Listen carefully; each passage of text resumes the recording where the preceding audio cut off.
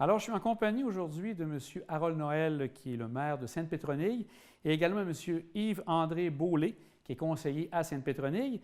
Alors, M. Noël, je vous pose la première question. Au niveau de la politique de la famille et des aînés, je pense que c'est justement M. Beaulé qui s'occupe de cette politique. Oui, bon, premièrement, M. Blondeau, je vous remercie de nous donner l'occasion de parler des services que Sainte-Pétronille offre à sa communauté. Justement, le programme MADA, Municipalité Amie des aînés, est la responsabilité d'une personne très impliquée dans le milieu, M. Yves-André Beaulé. Je complète en vous disant que toute la municipalité adhère à ce programme-là pour favoriser la rétention des familles et des aînés sur notre territoire. Donc, M. Beaulé. Parfait, excellent. Donc, M. Beaulé, la première question que j'aurais pour vous, on parle souvent du MADA. Est-ce que vous pouvez nous dire qu'est-ce que c'est exactement le MADA qui est en lien, je crois, avec les aînés? MADA signifie Municipalité Amie des aînés. C'est une abréviation, ni plus ni moins. Ça comprend une politique. C'est une politique qui est reflétée par les municipalités amies des aînés. Les 90% des municipalités de la province de Québec adhèrent déjà à ce programme-là gouvernemental qui est très important pour les MRC et les municipalités. On élaborera un peu plus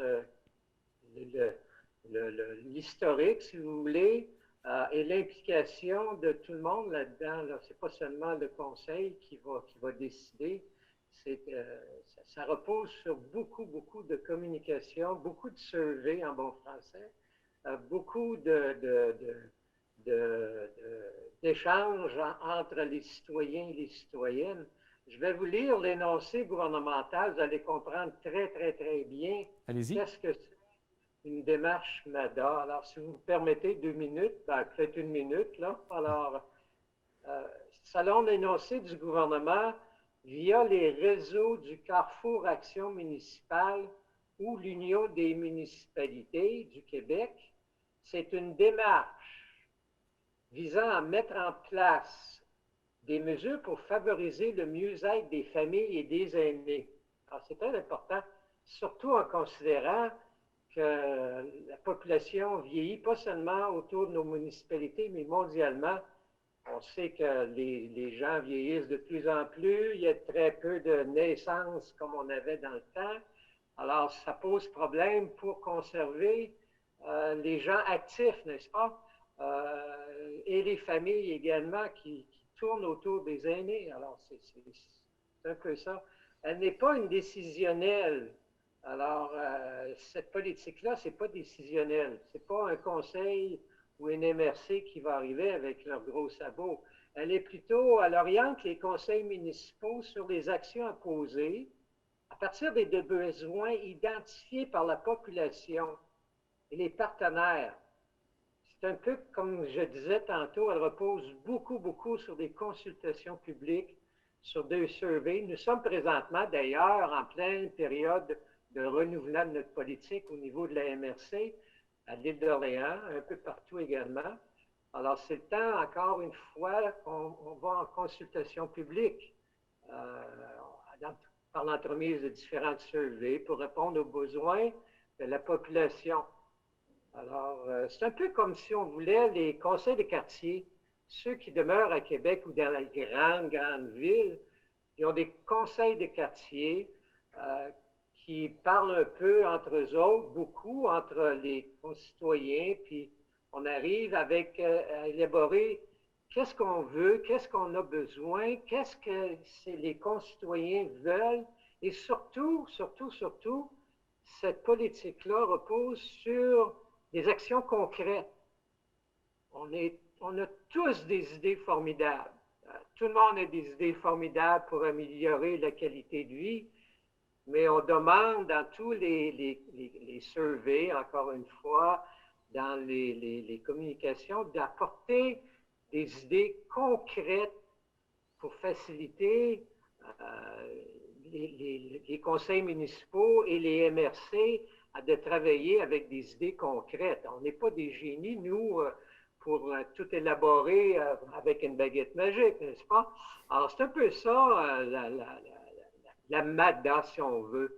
Maintenant, c'est basé, comme on sait, sur l'agisme, si on peut s'exprimer. On a eu à l'automne, pour être plus précis, le 10 octobre dernier, ici à l'île d'Orléans, le 10 octobre 2019, devrait-être, le CIUS de la capitale nationale est venu nous transmettre des chiffres qui parlent par eux-mêmes sur les pourcentages du vieillissement de la population à l'île d'Orléans. Ils font ça un peu partout, également sur la Côte-de-Beaupré, mais ici, on va parler pour l'île d'Orléans également. Alors, c'est des chiffres je les ai en main, je ne les donnerai pas, là, si vous voulez, mais ça démontre que la population vieillit d'une façon très, très, très, très rapidement. Il n'y a plus de jeunes, comme on dit, là. Monsieur Beaulé, j'aurais peut-être une question plus spécifique là, avec les projets. Je pense qu'il y a eu un projet pilote qui a été lancé en 2013 pour l'île et pour votre municipalité. En 2013, il y a eu une grande consultation, pas seulement pour la municipalité, mais au niveau de la MRC. En 2013, il y a eu une très grosse communication, une table de concertation avec tous les intervenants de l'île. Ça comprend les élus, ça comprend les citoyens, ça comprend tout ce qu'il y avait d'organismes à l'île d'Orléans, tous les établissements commerciaux. On s'est regroupés et puis on a élaboré un projet pilote. Qu'est-ce que les gens de l'île voulaient? Et par la suite, en 2015, on a sorti les politiques familiales et la politique des aînés, autant au niveau municipal qu'au niveau de la MRC. Mais il y a eu déjà des consultations majeures qui ont été faites et ça se poursuit encore cette année. Peut-être pas à l'échelle comme on a fait en 2013, mais à l'échelle moindre, c'est-à-dire que chaque municipalité délègue du monde autour d'une table de la MRC et puis on apporte différents arguments, différentes questions que nous allons poser à la population pour déterminer justement quels sont vos besoins d'une façon concrète. On est à l'écoute. On est à l'écoute de la population. Si la population ne répond pas à ces surveys-là, c'est pas parce qu'on n'a pas fait nos devoirs en bon citoyen, si on veut. Là. La consultation publique, M. Beaulé, elle est faite là, présentement, comme vous dites. C'est un questionnaire qu'on peut répondre directement sur Internet. Est-ce qu'il y a eu aussi des éléments, un questionnaire envoyé par la poste? Comment ça se déroule actuellement? Présentement, nous avons un questionnaire qui est disponible sur le journal Autour de l'île, qu'on demande à la population de répondre soit par Internet directement avec la MRC, par l'entremise de la MRC, ou bien directement par chacune des municipalités qui fournit un questionnaire sur papier, si on veut, ou de répondre sur le site de la municipalité propre de l'île. On a 6. Alors, on invite la population de répondre à ce questionnaire-là. Ce questionnaire-là va être tabulé et envoyé aux responsables de chaque municipalité. Et on détermine avec nos propres comités, parce que chaque municipalité a un petit comité qui s'imprègne de la communauté pour savoir quels sont vos besoins également. Puis on travaille de concert. Et également avec le conseil municipal qui est très impliqué pour être aux besoins des citoyens. Est-ce qu'il y a encore beaucoup de comités de l'âge d'or dans les différentes municipalités de l'île d'Orléans qui doivent être sûrement en lien avec tout ça? Pardon, je n'ai pas compris. Est-ce qu'il y a encore quand même plusieurs comités de l'âge d'or dans les différentes municipalités qui doivent être aussi mises à profit pour cette consultation?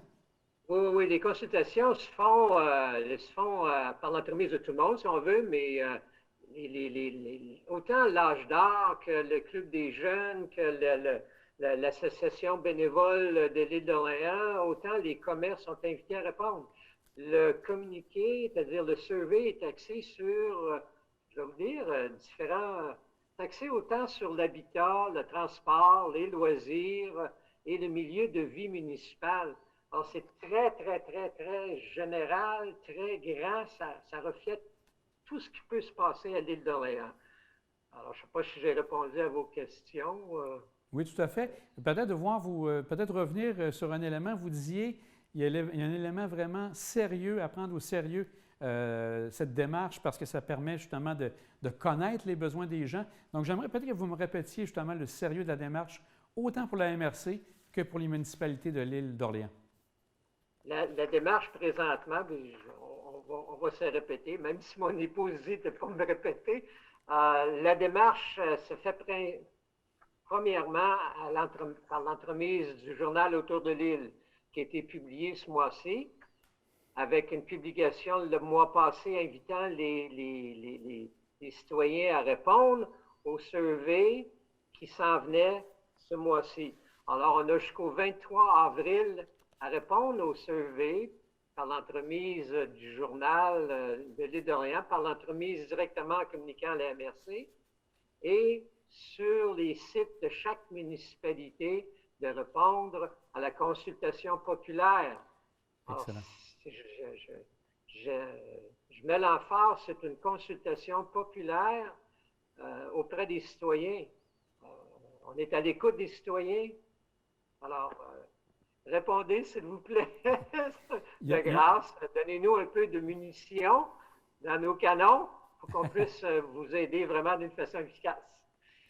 Vous parliez aussi, je pense, j'ai vu dans le questionnaire que vous posez, vous dites aux gens d'y aller sans avoir en tête la COVID, donc de penser à un environnement où on pourrait revenir à une certaine normalité. Je pense que c'est important lorsque les gens répondent. C'est bien ça? Oui, c'est excessivement important. On sait que l'année passée, à peu près tous les un an exactement, toutes les activités ont été cancellées malheureusement. On espère que la pandémie va pouvoir être réglée d'une façon ou d'une autre par l'injection et les mesures gouvernementales, puisqu'on peut continuer à fournir des services normaux. Alors, comme vous dites, le questionnaire ne faut pas prendre en considération les restrictions gouvernementales présentement. Il faut y aller d'une façon optimiste en espérant que les beaux jours s'en viennent.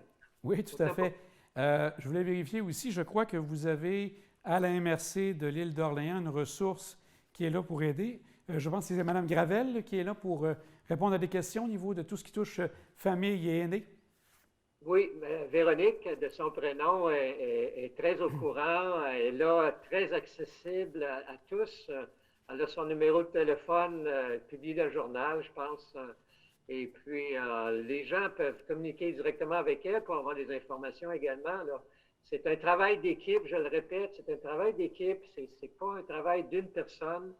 On est une équipe ici à l'île qu'on essaie d'aider. Dans chaque municipalité, on travaille en équipe pour vous aider. Je me répète, on a besoin de munitions. Alors, aidez-nous. Merci beaucoup, M. Beaulé. Donc, merci pour ces informations. Je vais retourner à M. Noël pour voir de votre côté. Est-ce que vous avez des éléments supplémentaires, M. Noël, à ajouter à ce que M. Beaulé vient de dire? Oui, M. Beaulé a été très précis, mais moi, j'aimerais rajouter que les services MADA répondent à des besoins diversifiés, que ce soit pour l'accès au logement, que ce soit pour l'aide à la mobilité ou à l'accès à différents services, là, pour les jeunes de camp de jour, pour les personnes plus âgées, c'est bien sûr le loisir. Et tout ça repose bien sûr sur l'action bénévole à l'île d'Orléans. Une action qui est quand même assez développée, mais on est toujours en besoin de nouveaux bénévoles pour offrir ces services-là. C'est pour cette raison-là qu'on tient bien fort à des personnes comme M. Beaulé. Bon, bien, excellent, M. Noël. Merci à vous deux. Merci pour cette entrevue. Ça conclut notre émission pour la vie municipale de cette semaine. Passez une belle semaine.